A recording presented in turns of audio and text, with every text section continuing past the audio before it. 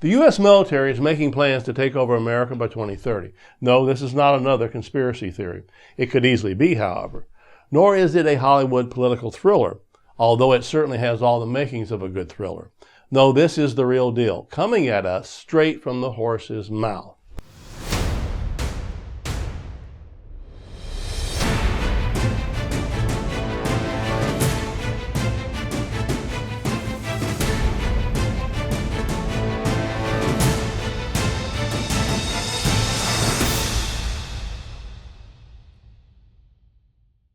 According to a Pentagon training video entitled, and listen clearly, Megacities, Urban Future, the Emerging Complexity, that was created by the Army for U.S. Special Operations Command, the U.S. military plans to use armed forces to solve future domestic, political, and social problems.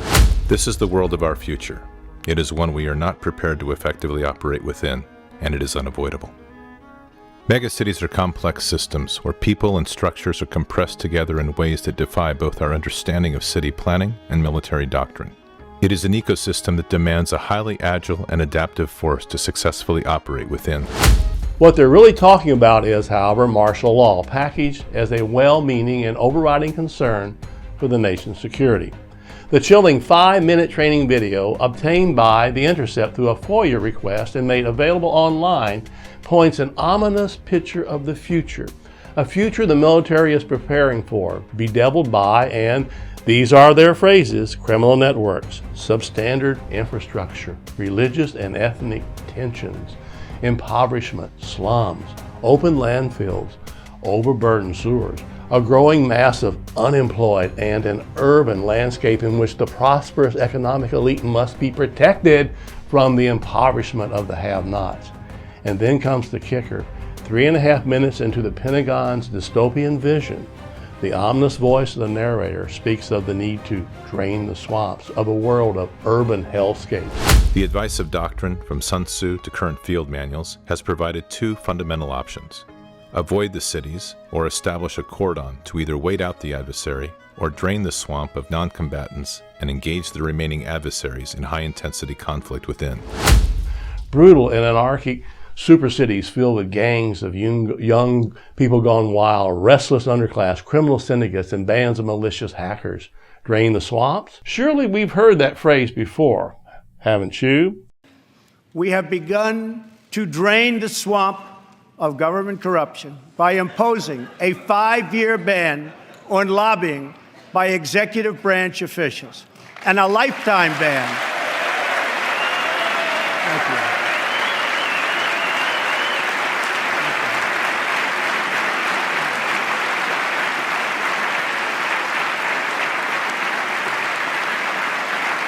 Ah, yes, it was emblazoned on t-shirts and signs, shouted at rallies, and used as a rallying cry among Donald Trump and his supporters.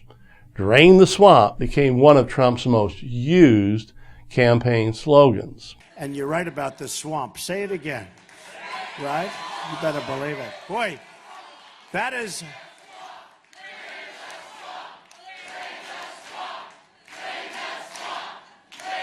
Funny how quickly the tides can shift and the tables can turn.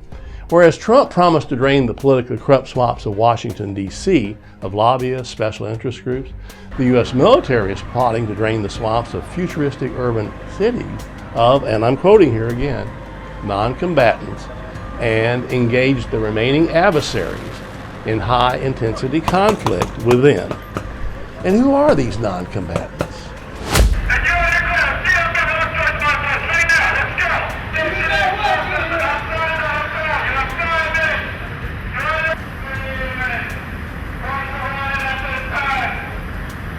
It's a military term that refers to civilians, that's me and you folks, who are not engaged in fighting. They are, according to the Pentagon, adversaries. They are threats. They are the enemy.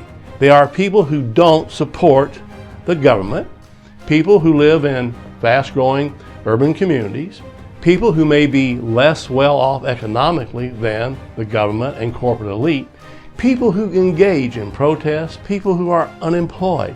In other words, in the eyes of the U.S. military, non-combatants are American citizens, also known as domestic extremists, also known as enemy combatants, who must be identified, targeted, detained, contained, and if necessary, eliminated. This will add to the complexities of human targeting, as a proportionally smaller number of adversaries intermingle with a larger and increasing number of citizens. The scale and density of these domains is daunting. In a city of 10 million, where you hold the support of 99% of the population, the remaining 1% represents a threat of 100,000. Welcome to Battlefield America. Hey, you! On the corner! Over that corner now! Right there! Shoot him! Why are you standing? In the future imagined by the Pentagon, any walls and prisons that are built will be used to protect the societal elite, the haves from the have-nots. But here's the clincher. We are the have-nots. Suddenly it all begins to make sense. The events of recent years, the invasive surveillance, the extremism reports on American citizens, the civil unrest, the protests, the shootings, the bombings, the military exercises and active shooter drills, the color-coded alerts and threat assessments on American homes, the fusion centers, the transformation of local police into extensions of the military, the handing out of military equipment and weapons to local police forces, the government databases containing the names of supposedly dissidents and potential troublemakers. This is how you prepare a populace to accept a police state willingly, even gratefully, out of fear. You don't scare them by making dramatic changes. Rather, you acclimate them slowly to their prison walls. Persuade the citizenry that their prison walls are merely intended to keep them safe and danger out. Desensitize them to violence, acclimate them to a military presence in their communities, called the local police, and persuade them that there is nothing they can do to alter the seemingly hopeless trajectory of the nation. Before long, no one will even notice the floundering economy, the blowback arising from military occupations abroad, the police shootings, the nation's deteriorating infrastructure, and all the other mounting concerns. The point is that the government's tactics are working. Back in 2008, an Army War College report revealed that, and I'm quoting, widespread civil violence inside the United States would force the defense establishment to reorient priorities and extremists to defend basic domestic order and human security. This 44-page report went on to warn that potential causes for such civil unrest could include another terrorist attack, unforeseen economic collapse, loss of functioning political and legal order, purposeful domestic resistance or insurgency, pervasive public health emergencies, and catastrophic natural and human disasters. And believe it or not, in 2009, reports by the Department of Homeland Security or the DHS surfaced that labeled right-wing and left-wing activists and military veterans as extremists, also known as terrorists, and called on the government to subject such targeted individuals to full-fledged pre-crime surveillance? Almost a decade later, after spending billions to fight terrorism, the Department of Homeland Security concluded that the greater threat is not ISIS, but domestic right-wing extremism. So these people who hold themselves out to be patriots are not. They're nothing more than domestic terrorists. Meanwhile, the government has been amassing an arsenal of military weapons for use domestically and equipping and training their troops for war. Even government agencies with largely administrative functions such as the Food and Drug Administration, the Department of Veteran Affairs, and believe it or not, the Smithsonian, have been acquiring body armor, ride helmets and shields, cannon launchers, and police firearms and ammunition. In fact, there are now at least 120,000 armed federal agents carrying such weapons who possess the power to arrest American citizens. Rounding out the profit-driven campaign to turn American citizens into enemy combatants and America into a battlefield is a technology sector that has been colluding with the government to create a big brother that is all-knowing, all-seeing, and inescapable. It's not just the drones, fusion centers, license plate readers, stingray devices, and the NSA that you have to worry about now. You're also being tracked by the black boxes in your cars, your cell phones, your smart devices that are in your home, grocery loyalty cards, social media accounts, credit cards, streaming services such as Netflix, Amazon, and ebook reader accounts.